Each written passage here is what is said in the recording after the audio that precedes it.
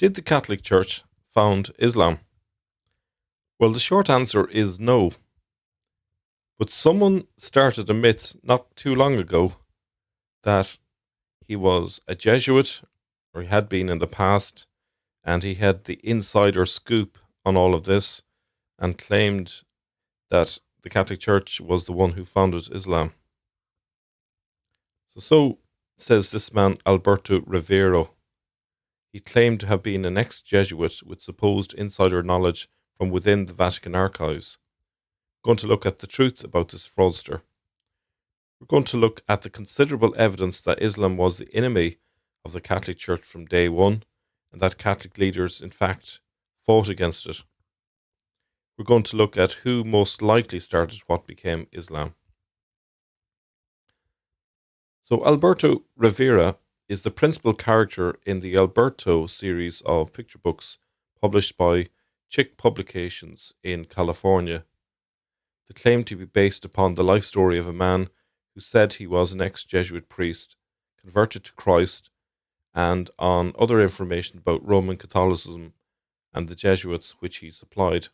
When asked to make a statement concerning the validity of his supposed life story, Rivera published a declaration that was written by JTC, Jack T.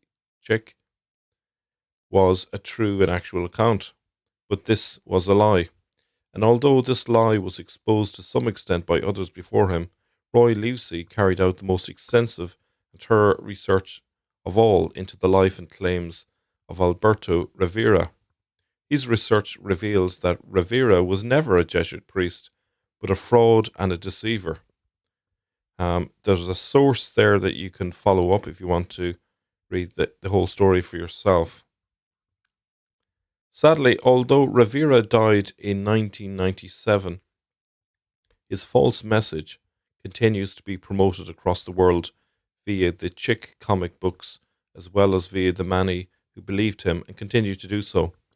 And those who seek to expose him are branded as Jesuit agents or Vatican stooges, the very tactic which Rivera used and one which the gullible are only too willing to emulate. As Livesey writes in the preface to his short biography entitled Alberto Rivera, Alberto Comic Book Conman, 2005, surely Rivera must have been the most consistently successful deceiver the Church has known. After some 40 years of deceiving readers and international audiences, Rivera died in 1997 without ever having been stopped in his tracks. Unfortunately, there have been too many undiscerning Protestants and evangelicals ready to be persuaded by our conman and agent provocateur. Alberto Rivera could only exaggerate and hinder the truth. And truth is essential if God is to be honoured and the Protestant cause not hindered. Let's look at his past. 1942. The fantasy starts with Alberto, a 7-year-old in the Canary Islands, Spain, beginning his studies to be a priest. Millions of best-selling picture books have gone out from Chick Publications, Chino, California, telling his story. The fact is, the story is untrue. 1949 to 51. Rivera's fantasy includes homosexual interference with him by priests in his Jesuit school, tales of tunnels connecting monasteries and convents with places for disposing of the bodies of babies. Rivera tells of one visit from his Jesuit school to the Salesian monastery working with orphans. His friend fell in a ditch, and the pictures from the force relate more of the scurrilous story. Rivera has told some that he attended the Salesian school. According to the picture book, he attended the Jesuit school. Neither school has any trace of him, nor was there a Salesian monastery, only a school. The fact is, according to Rivera's elder sister, he never attended any kind of religious school. How about 1952 to 55? Rivera was, according to his fantasy, destroying Protestant seminaries and churches in Spain. Our photograph shows the fact of a very youthful Rivera, Bible in hand, in the Canary Islands when a member of a Protestant church during this period. As to education, whilst most future Jesuit priests were getting an education, Rivera became a fare collector. Here we found his first frauds against the local bus company in Las Palmas. So, far from being a Catholic, he was a Protestant when he was young. And so this idea that he was a Jesuit is all just simply a fantasy. 1955.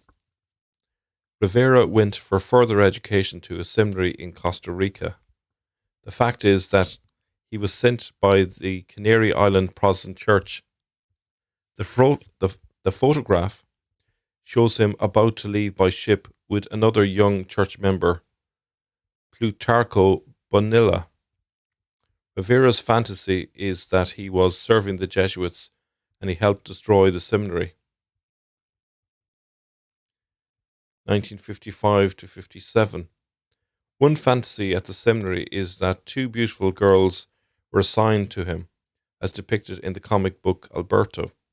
Alongside, we show a portrait of Rivera in 1956.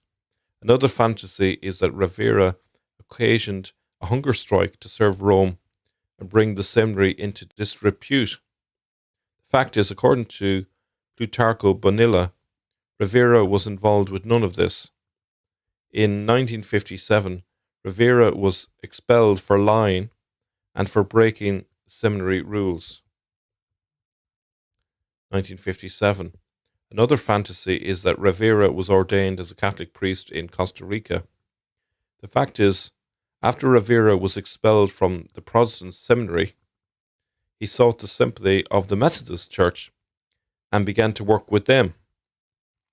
A bad report from his Methodist superior is in hand also. So he's basically gone through a number of different Protestant churches, and they thankfully could tweak that he wasn't a very honest character, let's say. 1965. Chick's picture book fantasy finds Rivera in 1965 as a Jesuit priest in Guatemala exposing Rome to a crowd of 50,000. We see him arrested by the Roman Catholic authorities and eventually taken to Barcelona, Spain, to a Roman Catholic asylum for priests who have gone insane. In fact, Rivera was in Hoboken, New Jersey, El Paso, Texas, and Mexico. In Hoboken, he worked for the Christian Reformed Church. He had a wife, Lydia, and they had a child, Juan, of a few months old. His supervisor tells us his work and behavior were unsatisfactory. He was dismissed from the church. He left debts unpaid. Rivera and Lydia traveled via El Paso into Mexico. A Christian minister's report from there shows how Rivera was still exploiting people. Rivera uses the style of a bishop. It is probably a fantasy that he was ever a bishop in the old Roman Catholic Church, as the Alberto book tells us. The fact is, there is a letter from the Archbishop and Metropolitan which states that Rivera most certainly has never been ordained in the old Roman Catholic Church. As to academic matters, the fact is that Rivera is a man of poor education. Rivera's fantasy is that he holds doctorates in philosophy, theology, sociology, history, and the Bible. Rivera's birth certificate identifies his only names as Alberto Rivera Romero. That is the fact. Rivera's fantasy adds a new name, Magno. In English, it is translated as magnificent. His printed card shows a coat of arms, a Latin inscription, and his name, Alberto Magno or Rivera, DTDD NRH Bishop. By 1988, because of the chick picture books, Rivera is widely known in Christian circles throughout the world. His passports to ever more speaking engagements have been the chick books. The later ones have progressively given less space to Rivera's personal story and more to the new history Rivera supposedly learned when given access as a Jesuit priest to the secret archives of the Vatican. It seems likely that among all the it seems likely that among all the publications against Roman Catholicism, nothing has ever had a circulation as large as these picture books. They oppose Rome with startling examples of false history. We are told Roman Catholics were responsible for founding Islam. Such dangerous deceptions are also promoted through 22-page picture tracts. Chick publications, with a range which includes some good material, are almost certainly the largest Christian tract publishers in the world, claiming a production of 100,000 per day. So it's just like the story of a lie goes around the world in the time it takes for the truth to tie its shoes. One of their latest, The Deceived, relates how Vatican spies were on the lookout for a potential leader of the new religion. The fantasy is that at long last they found a brilliant youth named Muhammad. The source of it all is Alberto Rivera, a man identified with 40 years of fraud. So that's it. He basically came up with this story of that the Jesuits had basically started Islam, and the Jesuits were started, funny enough, about 1,000 years after Islam began. In any case, in this second part, I'm going to look at that the idea the Catholic Church would have had nothing to gain and everything to lose from starting Islam. So, as a result of Islam, Christianity lost about 50% of its adherents and lands. 50%. The Middle East and North Africa had been predominantly Christian. This interrupted the continued Christianization of the Middle East, Africa, and Asia. So, in other words, Islam was a disaster for the Catholic Church, not something that they would have wanted. It's the direct opposite, in fact. What about evidence that Christian leaders were opposed to Islam from the outset? What did the Patriarch of the Church of the East think of Islam? Hanisho was a patriarch of the Church of the East from 686 to 698, also known as the East Syriac Church, and various other names that you can see there. In summary, he thought of Islam as a new folly that denied the divinity of Christ and that it was spread by the sword and was not a faith confirmed by miracles. Here's what he says, writing in the 690s. He's, in fact, raising the alarm about this new folly. And if he, Jesus, were only a prophet, as idly says some new folly, like those who said, "This is Jesus, the prophet from Nazareth in Galilee," when and to which of the prophets did the people cry out, "Hosanna," both as adults and as children, whose reason is not yet mature? So, as you can see, this is a new folly at odds with Christian beliefs. Bar Hebraeus, Chronicle of Ecclesiastes 2136. It's a late source, 13th century source, but it doesn't hint of any Catholic involvement. Okay. Hanisho allegedly had a conversation with Abdul al-Malik on the occasion of the latter's visit to Kufa in 691. When Abdul al-Malik ibn Marwan, king of the Arabs, came to the land of Shinar, Hanisho went to meet him, to offer his greetings according to custom. He, Abdul al-Malik, asked him, "What do you think, Catholicos, of the religion of the Arabs?" Hanisho promptly replied, "It is a religion established by the sword and not a faith confirmed by miracles as the Christian faith and the old law of Moses." So you can take that story. It's a late one. You can take it for what it's worth. It's quite a late one. It could be an apocryphal account. Number 2, then. What did the Patriarch of Jerusalem think of the new religion of the Saracens? Sophronius was one of the 5 Catholic patriarchs. He was one of those in charge of that area where Islam began. The Pope in Rome didn't get involved in his jurisdiction at that time. So the key person, if we were going to blame any Catholic leader for the beginnings of Islam, he would be responsible. Sophronius, the highest ranking Catholic in Jerusalem, made it absolutely clear what he thought of the Saracen movement. He excommunicated an archdeacon called John, a skilled marble worker who did some work on a masjid for pay. This likely occurred in 636, 637 AD. His archdeacon Theodore gave John Moscus, who wrote The Spiritual Meadow in the 7th century, a clear view of what Sophronius thought of this. He says, "The godless Saracens entered this holy city of Christ our Lord, Jerusalem, with the permission of God and in punishment for our negligence, which is considerable, and immediately proceeded in haste to the place which is called the capital. They took with them men, some by force, others by their own will, in order to clean that place and build that cursed thing, intended for their prayer, and which they call a masjid." Does that sound like he's all in favour of what the Saracens are doing? Now, notice he refers to the Saracens as godless and their place of prayer, that cursed thing. So we can see what the Catholic Church thought of this new folly. Godless Saracens, they entered Jerusalem in punishment for our negligence, i.e., it is God's punishment for our sins and our failings.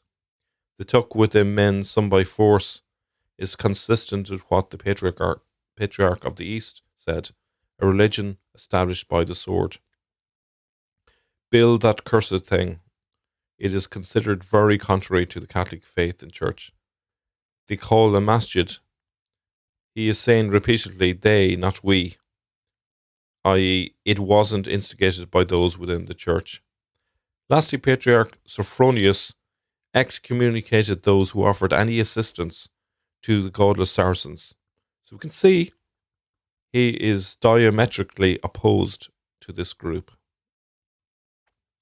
If the Catholic Church had started Islam, Patriarch Sophronius would not be so negative about Islam.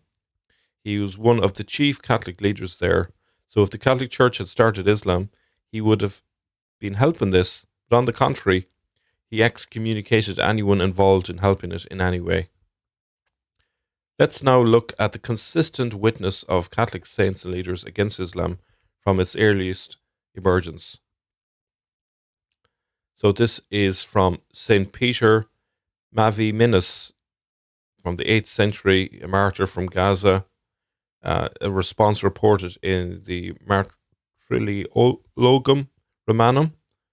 When he was asked to convert to Islam by a group of Muslims, he says, "Whoever does not embrace the Catholic Christian faith is lost like your false prophet Muhammad."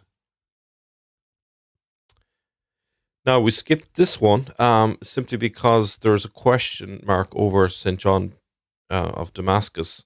Robert Kerr mentioned recently that he believed that this was actually written way later, perhaps a century later. So, for the purposes of this, then I think it's not usable. And here we have Saints Habientus, Jeremiah, Peter, Sabian, etc., martyrs of Cadorba, Spain. And this is reported in the Memorial Sanctorum in response to Spanish Umayyad Caliph Abdul ar-Rahman II's ministers that they convert to Islam on pain of death.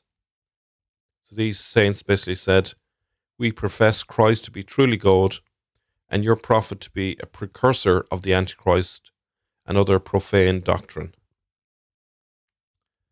Now, we also have these other saints, martyrs of Cadorba, similar source. "Any cult which denies the divinity of Christ does not profess the existence of the Holy Trinity, refutes baptism, defames Christians, and derogates the priesthood we consider to be damned." Does that sound like they're in support of Islam? I don't think so. So this next one is from St. Thomas Aquinas, who died in 1274, theologian, doctor of the church. Here is what he has to say. So he is from the 13th century. So Islam has long begun at this stage. But what's his attitude towards Islam? On the other hand, those who founded sects committed to erroneous doctrines proceeded in a way that is opposite to this. The point is clear. In the case of Muhammad, he seduced the people by promises of carnal pleasure, to which the concupiscence of the flesh goads us. His teaching also contained precepts that were in conformity with his promises, and he gave free rein to carnal pleasure. In all this, as is not unexpected, he was obeyed by carnal men. As for proofs of the truth of his doctrine, he brought forward only such as could be grasped by the natural ability of anyone with a very modest wisdom. Indeed, the truths that he taught he mingled with many fables and with doctrines of the greatest falsity. He did not bring forth any signs produced in a supernatural way, which alone fittingly gives witness to divine inspiration, for a visible action can be only divine, reveals an invisibly inspired teacher of truth. On the contrary, Muhammad said that he was sent in the power of his arms, which are signs not lacking even to robbers and tyrants. Now, this is from Saint Juan de Ribera, who died in 1611. So, again, later. He says, as we have seen, Muhammad had neither supernatural miracles nor natural motives of reason to persuade those of his sect. As he lacked in everything, he took to bestial and barbaric means, which is the force of arms. Thus he introduced and promulgated his message with robberies, murders, and bloodshedding, destroying those who did not want to receive it. And with the same means, his ministers conserve this today, until God placates his anger and destroys this pestilence from the earth. Muhammad can also be figured for the dragon in the same apocalypse, which says that the dragon swept up a third of the stars and hurled down a third to earth. Although this line is more appropriately understood concerning the Antichrist, Muhammad was his precursor, the prophet of Satan, father of the sons of haughtiness. What about the popes? Well, a couple of examples will show that the popes considered Islam an enemy from the earliest days. This is not consistent with the claim that the Vatican began Islam. Saint Gregory III from 731 to 741. During the Islamic conquests of the 8th century, the popes were intimately involved in both the spiritual and military struggle with Ishmael's armies.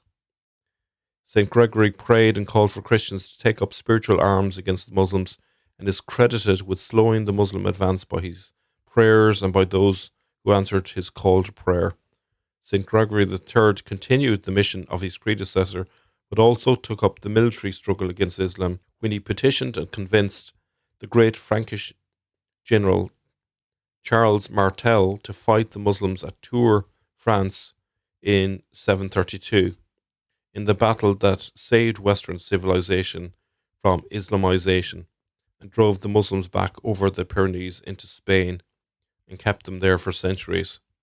His successor, Saint Zachary, 741 to 752, so these are obviously key periods going from the Umayyads into the Abbasid period, noticed the increase in the slave trade with the arrival of Islam, and he realized that even Christians, especially those in Venice, were involved in selling other Christians to Muslims. Horrified at this act, he immediately banned Venetian and all Christian merchants from selling slaves to the Muslims. And not only that, but he ransomed the slaves they were going to sell.